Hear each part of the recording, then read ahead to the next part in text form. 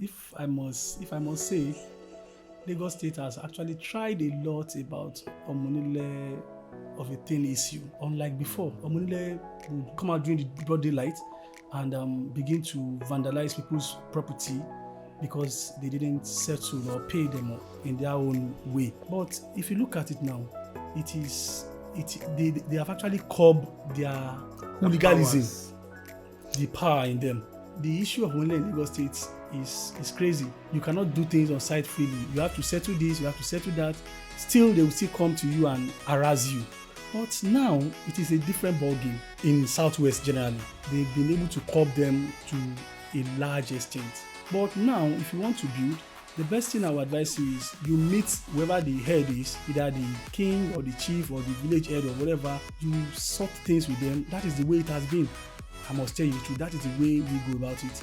You meet them, you have discussions, they agree on a certain amount of money because they also know that government has actually scrapped their activities. They've calmed down to the point whereby you can liaise with them, you can relate and have come to a common ground where you pay them whatever you can afford.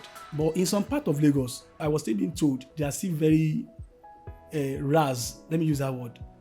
In terms of, I don't know what to call the payment we made to them.